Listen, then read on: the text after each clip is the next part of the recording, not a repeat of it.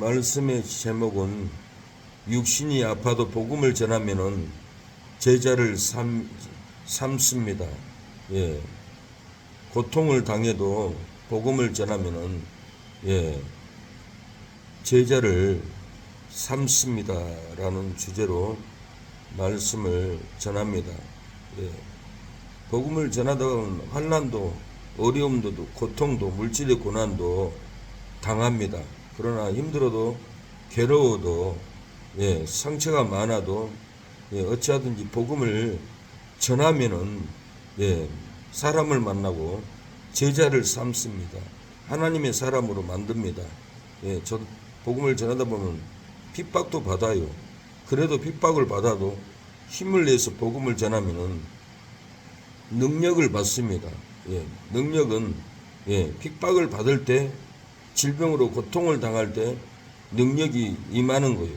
아무리 힘들어도 복음을 전할 때 능력이 찾아옵니다. 오늘 본문도 바울이 그 성을 복음을 그 성에 전하여 많은 사람을 제자로 삼고 그랬어요. 1절에도 보면 두 사도가 함께 유대인의 회당에 들어가서 말하니 유대와 헬라의 허다한 무리가 믿더라 그랬어요. 힘들어도 괴로워도 채무가 있어도 몸이 아파도 복음을 전하면은 능력을 받고 치료를 받고 또한 제자들을 삼는 통로의 길이 됩니다. 편안하고 배부르고 돈이 많고 재산이 많을 때 능력이 나가지 않습니다. 재산도 없고 돈도 없고 괴롭고 힘들고 아무런 의지할 것도 없을 때 기도하고 하나님께 능력 받으면은 전도하면은 사람들을 만나고 영혼을 구원을 하는 길의 통로가 어려울 때 힘들 때 내가 아플 때 그래도 힘써서 복음을 전하면은 능력을 받고 치료를 받고 영혼들을 구원하는 놀라운 부흥을 일으키는 통로가 됩니다. 사도행전 2장 41절에도 그 말을 받는 사람들은 세례를 받음에 이날의 제자의 수가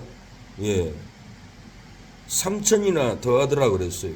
얼마나 힘들었겠어요. 핍박을 받고 고난을 받을 때 힘들어도 괴로워도 복음을 전했더니 믿는 자들이 3,000명이나 이렇게 일어났어요. 사도들은 어디든지 복음을 전하면은 믿는 자들이 일어났어요. 사도행전 13장 48절 이방인들이 듣고 기뻐하며 하나님의 말씀을 찬송하며 영생을 주기로 작정된 자는 다 믿더라. 우리가 힘들어도 괴로워도 핍박해도 외면을 당해도 멸시를 능욕을 당해도 복음을 전하면은 영생을 주기로 작정된 자가 분명히 있기 때문에 들을 귀는 듣고 그 영생을 받기로 작정된 자는 제자가 됩니다. 그래서 힘들어도 괴로워도 우리가 복음을 전해야 합니다. 환난 중에도 많은 사람을 제자로 삼는 이유가 뭐예요? 무엇 때문에 이렇게 많은 사람들을 제자로 사도들이 삼았습니까? 무슨 능력입니까? 놀라운 비밀이 있어요. 육신의 아픔을 통해서 영이 강해지기 때문에 그 강한 능력을 받고 복음을 전하게 되는 거예요. 육신의 아픔이 없으면은 능력을 못 받아요. 오늘 22절에 제자들의 마음을 굳게 하여 이 믿음에 거하라 권하고 또 우리가 하나님의 나라에 들어가려면은 많은 환난을 겪어야 할 것이라. 많은 환난을 겪을 때 능력이 나타나는 거예요. 복음의 능력이 나타나는 거예요. 아무런 핍박도 없고 능력도 없고 미움도 없고 정죄도 없을 때는 능력이 안 나타나요. 그러나 복음을 전한다고 미워하고 정죄하고 능력하고 핍박할 때 능력이 나타나는 거예요. 하늘로부터 천사가 돕는 거예요. 환난 중에 하나님은 하늘문을 열어줘요. 스데반이 복음을 전하다가 순교할 때도 하늘의 능력이 열렸어요. 예수님이 하나님의 보좌에 있는 것을 눈으로 봤어요. 이때 환난 때 복음을 전할 때 하늘문이 열림에 약할 때 강하게 된다라고 바울은 고백을 해요. 고린도후서 12장 9절에 보니까 내게 이르기를 내 은혜가 내게 족하도다. 이는 내 능력이 약한 데서 온전하여 지면이라 하신지라. 그러므로 도리어 크게 기뻐함으로 나의 여러 약한 것들을 대하여 자랑하리니 이는 그리스도의 능력으로 내게 머물게 하려 함이니라. 바울이 얼마나 눈이 아파서 괴로웠겠어. 하나님께 3번씩이나 기도했는데 하나님이 능력은 약한 데서 온다라고 그리스도의 능력을 내게 머물게 하려고 네 병을 치료해 주지 않았다고 그런 거예요. 몸이 아플 때, 연약할 때 더 능력이 나갑니다.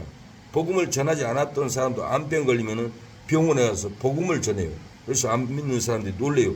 자기도 죽어가면서 저렇게 복음을 전하는 거 보니까 천국은 있나 보다. 하나님은 계신가 보다. 그때 눈을 뜨고 예수님을 믿는다고 간증을 하더라고요. 약할 때 능력이 나가요. 삼손도 강할 때는 영혼을 구원하지 못했어요.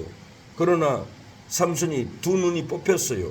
두 눈이 뽑히고 연약할 때, 약할 때 하나님께 탄식하면서 기도합니다. 하나님, 이번만 나에게 한 번만 능력을 주시옵소서.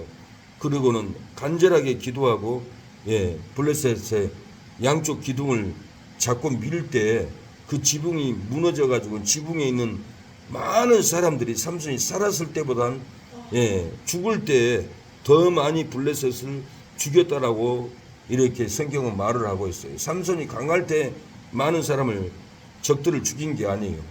약할 때, 연약할 때, 병들었을 때 하나님께 간절히 기도해서 나에게 한 번만 힘을 달라고 간절히 기도해서 살았을 때보단 죽었을 때 더 많은 적들을 죽였다고 성경은 말하고 있어요. 우리가 연약할 때 능력이 나가요. 연약할 때, 힘들 때, 괴로울 때, 채무가 있을 때, 힘들 때 복음을 전하면은 더 많은 능력이 나타나고 영혼들을 구원합니다. 내가 힘들 때 하나님이 구원을 줄란 것보다 부흥을 줄란가 보다. 연약할 때, 힘들 때, 괴로울 때 그 영음을 들어야 돼요. 그리고 복음을 전하면은 분명히 구원받을 영혼들이 영생을 주기로 작정된 자들이 예수님을 믿고 예수님의 제자들이 일어나게 됩니다. 어떻게 해야 환난 중에도 많은 사람을 제자로 삼습니까? 어떻게 해야 제자로 삼을까요? 바울과 베드로는 가는 곳마다 전도해서 제자를 삼았는데 육신이 아파도 복음을 전하여 환난을 겪어야 영혼을 구원합니다. 우리가 육신이 아파도 어찌하든지 복음을 전하여서 환난을 겪으면 능력이 임하고 영혼을 구원하게 된다라는 거예요. 그래서 25절에 도를 버가에 전하고 이탈리아로 내려가서 제자들과 함께 오래 있으니라. 이렇게 바울이 가는 곳마다 도를 전했어요. 복음을 전했어요. 어떤 복음을 전했길래 베드로가 복음을 증거해서 3,000명이나 구원을 받았습니까? 2장에는 2장 41절에는 3,000명이나 더하더라 그랬어요. 복음을 전할 때 놀랍게 어떤 복음을 전했길래 이렇게 3,000명이나 구원했을까요? 베드로는 성령을 받은 것은 요엘 선지자의 예언대로 받았다라고 증거했어요. 사도행전 2장의 논리를 보면은 다 예언의 말씀을 가지고 증거하는 것을 볼 수가 있어요. 사도행전 2장 24절에 저희가 다 성령의 충만함을 받고 성령이 말하게 하심을 따라 다른 방언으로 말하기를 시작하냐. 성령을 받고 이렇게 다른 방언으로 말하기를 시작합니다. 그래서 이는 16절에 이는 곧 선지자 요엘로 말씀하신 것이 일러스되 하나님이 가라사대 말세에 내가 내 영으로 모든 육체에게 부어주리니 너희의 자녀들은 애언할 것이요 너희의 젊은이들은 환상을 보고 너희의 늙은이는 꿈을 꾸리라. 그때 내가 내 영으로 내 남자과 여종에게 부어주리니 저희가 예언할 것이요. 이렇게 베드로는 요엘 선지자의 예언대로 지금 예루살렘에 보이사 성령이 부어졌다라고 이렇게 지금 복음을 전하고 있는 거예요. 예언된 말씀을 가지고 전해서 이렇게 3,000명이나 구원을 받습니다. 우리도 성경에 예언된 말씀으로 전하면은 믿게 돼요. 예언된 말씀을 전하지 않으면은 지식으로만 쌓이고 믿지를 않아요. 베드로는 요엘 선지자 요엘서 2장 30절에서 32절에 요엘 선지자의 예언대로 재림 심판을 우리가 받게 될 것이다. 이렇게 또 예언을 해요. 사도행전 2장 19절에 또 내가 위로 하늘에서는 가시와 아래로 땅에서는 징조를 베풀리니 곧 피와 불과 연기로다. 주의 크고 영화로운 날이 이르기 전에 해가 변하여 어두워지고 달이 변하여 피가 되리라. 누구든지 주의 이름을 부르는 자는 구원을 얻으리라. 이 말세에 불심판이 있다라고 이렇게 바울은 선포합니다. 예수님의 재림을 선포합니다. 그래서 예수님 회개하고 예수님을 믿어야지 불심판을 당하면 안 된다라고 이렇게 선포할 때 3,000명이나 돌아왔다라는 거예요. 그리고 계시록 19장 11절에는 진짜 예수님이 백마를 타고 재림합니다. 계시록 19장 11절 또 내가 하늘이 열린 것을 보니 보라 백마와 탄 자가 있으니 그 이름은 충신과 진실이라. 그 이름은 충신과 진실이라. 그가 공의로 심판하여 싸우더라. 15절에 그의 입에서 한 검이 나오니 그것으로 만국을 치겠고 친히 저희를 철장으로 다스리며 또 친히 하나님 곧 전능하신 이의 맹렬한 진노의 포도주 틀을 받겠고 이렇게 예수님이 재림하면은 놀라운 심판을 받는다라고 성경은 분명히 말하고 있어요. 그래서 불심판이 떨어지면 이 세상은 다 불로서 풀어져 버려요. 집도 건물도 나무도 불로서 심판할 때 다 풀어진다고 베드로후서 3장 12절은 하나님의 날이 임하기를 바라고 간절히 사모하라. 그날에 하늘이 불에 타서 풀어지고 체질이 뜨거운 불에 녹아지려니와 우리는 그의 약속대로 의에 거하는 바 새 하늘과 새 땅을 바라보노라고 그랬어요. 이렇게 불러서 풀어지는데 우리가 예수님의 재림을 기다리면은 우리는 그 약속대로 의에 의해서 새 하늘과 새 땅을 바라보는 거예요. 천국이 여기 있다 저기 있다가 아니라 우리 마음에 있고 우리 가까운 지구에 있어요. 천국은 저 먼 곳이 아니에요. 아주 가까운 데 있어요. 그냥 죽으면은 우리의 영혼이 천국으로 옮겨지기 때문에 저 먼 곳이라고 생각하는데 아주 가까운 우리 지구의 천국이 있어요. 왜 그러냐면은 예루살렘 성이 하늘에서 내려와요. 예수님 재림할 때. 예수님이 재림할 때 예루살렘이 내려와서 우리가 그 예루살렘 들어가서 1000년 동안 살고 이 세상은 다 새롭게 새 땅으로 새 하늘로 이 지구가 변화되어 버려요. 이 지구가 천국처럼 변화되어 버린다는 거예요. 그래서 우리가 천국이 아주 가까운 데 있어요. 지옥도 아주 가까운 데 있어요. 지금 화산 폭발하는데 거기 뜨거운 건데 녹음해 보면 그 화산 폭발한 밑에서 사람들이 지옥의 통곡 소리가 들려온대요. 지옥은 우리 지구 밑에 있어요. 땅 속에 있어요. 아주 가까운 데 있어요. 너무 먼 데 있다고 생각하면 안 돼요. 아주 가까운 데 천국도 지옥도 있습니다. 그리고 예수님 재림하면 새 하늘과 새 땅이 임해요.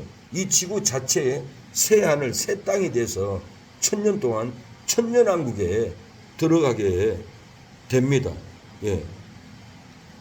그래서 베드로는 우리는 그의 약속대로 의에 거하는 바 새 하늘과 새 땅을 바라보다. 이 지구가 새 땅과 새 하늘이 돼버린다라는 거예요. 이 복음을 듣고 요엘 선지자의 말세 재림의 예언을 듣고 3,000명이나 회개하고 돌아왔어요. 베드로는 하나님의 정하신 뜻대로 예수님이 십자가에서 죽었다고 증거를 했어요. 사도행전 2장 23절에 그가 하나님의 정한 뜻과 미리 알리신 대로 준비되었거늘 예수님은 하나님의 뜻대로 미리 아신 대로 십자가에 내어주고 죽었다라는 거예요.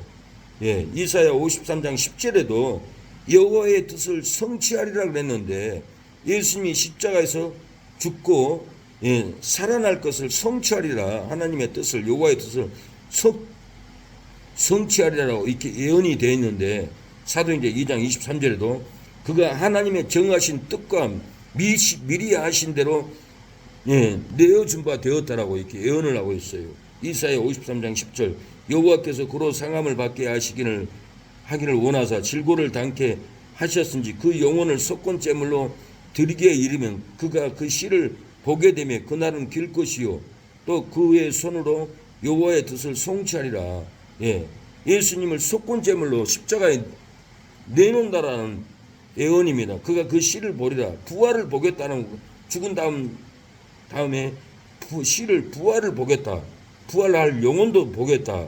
이렇게 이사야 53장 10절은 죽고 부활할 것을 두 가지를 예언을 했어요. 하나님의 정하신 작정대로. 이 지금 베드로가 이 복음을 전하고 있는 거예요. 그래서 예수님은 십자가에서 다 이루었더라고 이 세상을 떠나가 버렸어요. 요한복음 19장 30절에 예수께서 신포도주를 받으신 후에 가라사대 다 이루었다 하시고 머리를 숙이고 영원히 돌아가시니라. 그래서 그 영혼을 속건제로 드리기에 이르면 그가 그 씨를 보게 되며 이사야 53장 10절에 그 예언대로 영혼이 돌아갔어요. 머리를 숙이고 그 영혼이 속건제를 예수님 십자가에다 다 드려버리고 하나님의 뜻을 여호와의 뜻을 성취하리라 했는데 미리 계획된 예수님 십자가에 죽을 것을 부활할 것을 하나님의 뜻을 이루어버린 거예요. 이걸 지금 베드로가 복음을 전했던 거예요. 다른 걸 전할 것이 아니에요. 제자를 삼는 것은 애언된 진리를 전하고 이루어버린 성취해버린 진리를 가르친 것이 제자 교육이에요. 이 두 가지만 찾아서 성경을 읽어줘도 이 복음이 들어가는 거예요. 너무 어렵게 생각하는 게 아니에요. 베드로가 다윗의 예언대로 예수님은 죽은 자 가운데 살아났다고 증거하고 있습니다. 사도행전 2장 24절에 하나님께서 사망의 고통을 풀어 살리셨으니 이가 그가 사망에 매여 있을 수 없었음이라 하고 이렇게 베드로는 지금 사망에서 풀어났다고 살아났다고 부활했다고 증거한 거예요. 31절에 미리 보는 거로 그리스도의 부활하심을 말하되 저가 음부의 버림이 되지 않고 육신이 썩음을 당하지 아니하리라 하더니 시편 16편 10절에 다윗의 예언을 지금 베드로가 복음을 전하고 있는 거예요. 이 예수를 하나님이 살리신지라 우리가 이래 다 증인이라. 제자들이 예수님의 부활을 다 봤어요. 우리가 부활을 봤다 증인이다. 이렇게 복음을 전하고 있는 거예요. 마지막으로는 베드로가 다윗의 예언대로 시편 110편 1절에 다윗의 예언대로 예수님이 그리스도로 하나님의 우편에 앉으셨다라고 증거하는 거예요. 다윗의 시편 110편 1절에 예언대로 하나님 우편에 베드로는 예수님이 승천해서 하나님의 보좌에 앉았다고 이렇게 증거하고 있는 거예요. 스데반이 순교하기 전에도 예수님이 하나님의 보좌 옆에 서 있는 것을 인재가 있는 걸 봤다고 그랬잖아요. 예수님이 하나님의 우편에 앉아 계셔요. 이 예수님이 이렇게 앉을 것을 다윗은 시편 110편에 예언을 했어요. 그래서 오늘 사도행전 2장 35절에 내가 내 원수로 내 발등상 되게 하기까지 너는 내 우편에 앉았으라 하셨도다 하였으니 그런지 이스라엘 온 집이 정령할지니 너희가 십자가에 못 박은 이 예수를 하나님이 주와 그리스도가 되게 하셨느니라. 예수님이 주와 그리스도가 되게 해서 하나님의 보좌 앞에 벌써 앉아 계신다고 이렇게 베드로는 부활을 증거합니다. 예수님도 살아계실 때 마가복음 12장에 35절 37절을 보면 예수께서 서기관들이 그리스도를 다윗의 자손이라 하지만은 다윗은 성령의 감도로 그리스도를 주라 하였으니 어찌 그의 자손이 되겠느냐 예수님이 말하는 거예요. 다윗의 자손은 육신의 자손으로 생각하는 거예요.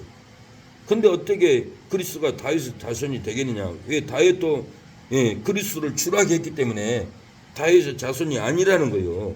지금 예수님 본인을 지금 설명하고 있는 거예요. 내가 그리스도라는 거예요. 내가 하나님 우편에 앉게 될 것이라 앞으로 이렇게 말을 하고 있어요.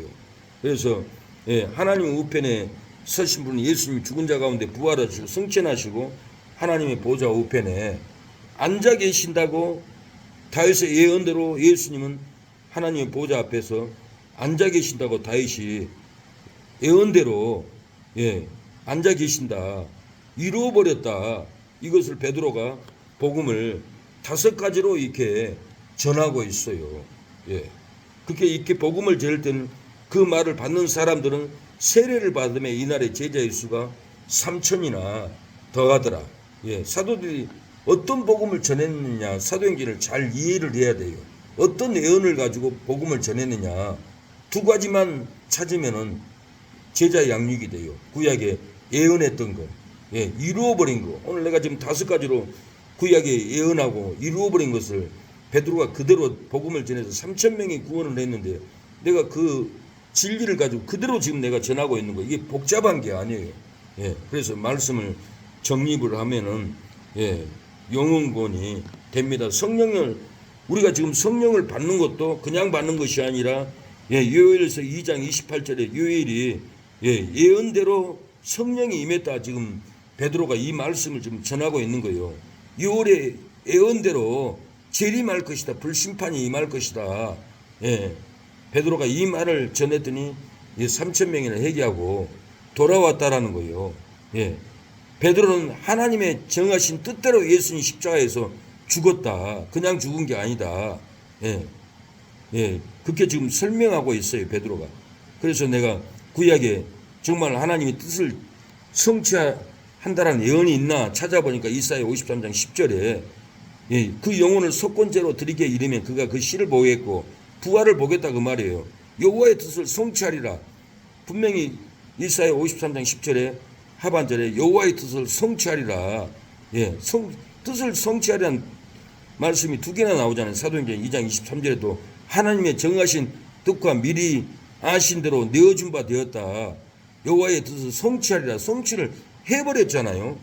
그리고 예수님이 영혼을, 머리를 쓰고 영혼이 돌아가시냐고 했어요. 이루어버린 거예요. 이 말씀을, 예, 구약과 신약의 두 말씀만 찾아서 읽어주기만 해도 이게 바로 제자교육이라는 게 너무 어렵게 생각하는 게 아니라는 거예요. 이해가 되죠? 무슨 말인지. 예. 그래서 베드로는, 예, 다윗의 예언대로 죽은 자 가운데서 살아났다라고 이렇게, 예, 증거를 하고 있어요. 하나님께서 사망의 고통을 풀어서 살리셨으니 이는 그가 사망에 매여 있을 수 없다. 다윗의 예언대로, 예, 육신이 썩음을 당하지 아니하고, 예, 예수님을 하나님이 살리셨다. 우리가 증인이다. 이렇게 베드로는 예언을 하고 있어요. 예수님 부활하고 하나님 우편의 보좌에 앉아 계신다. 다윗의 110편 110편 1절에 예언대로 예수님은 하나님의 보좌에 앉아 계신다. 이루어버렸다. 예, 이걸 이렇게 복음을 전합니다. 스데반이 정말 십자가에 죽을 때 하늘문이 열렸고 인자가 하나님 우편에 서 계신 것을 본다고 했잖아요. 이걸 이루어버렸어요. 제자교육이 그렇게 어려운 것이 아니에요. 구약에 예언된 것, 신약에 성취한 것, 그 두 손구만 찾아서 읽어주기만 해도 이것이 제자교육이라는 거예요. 예? 그래서 말씀을 붙잡고 묵상을 해야 돼요. 아, 이 말을 읽어줘야겠다. 그냥 읽어준다고 생각하고 읽어줘요. 그럼 성경이 진짜 읽어지면 두 눈으로 확인하고 귀로 듣기 때문에 믿어진다라는 거예요. 예. 너무 어려운 것이 아니기 때문에 우리가 이걸 복음을 전해야 돼요. 실천을 해야 돼요. 듣기만 해서는 안 돼. 예. 그래서 매일 우리는 제자교육, 복음을 전해서 제자를 만들어야 돼요. 예. 그래서 이 A4에다가 내가 이렇게 매주 적어도 지금 복사도 못하고 있잖아요. 그거 읽어주기만 해도 제자 양육이도, 그분도 그 A4를 가지고 다른 사람한테 읽어주기만 해도 또 제자교육이 되게 돼 있어요. 이걸 실천을 해야 돼요. 그래야만이, 예, 복음을 전했더니, 힘들어도 괴로워도 복음을 전했더니, 예, 제자의 수가 3천이나 더하더라. 우리도 3천이나 더하는 복음을 전해야겠습니다. 순종을 해야 돼요. 예. 하나님 아버지, 은혜를 감사합니다. 이 새벽에 우리에게 제자교육의 놀라운 비밀을 주심을 감사합니다. 복음은 복잡하고 어려운 것이 아닌데 하나님 아버지, 성경을 너무 복잡하게 생각을 합니다. 하나님 구약에 약속했던 예언의 말씀을 신약에 이루어본 것을 두 손구만 찾아서 읽어주기만 해도 두 눈으로 보고 귀로 듣고 믿어지게 하는데, 하나님 영생을 주기로 작정된 자는 다 믿을 줄로 믿사오니 하나님 아버지 은혜를 베풀어 주옵소서. 능력을 주옵소서. 예수님의 이름으로 기도합니다. 아멘. 기도하겠습니다. 주여, 주여 도와주세요. 주님, 주여 역사하여 주시옵소서. 아버지,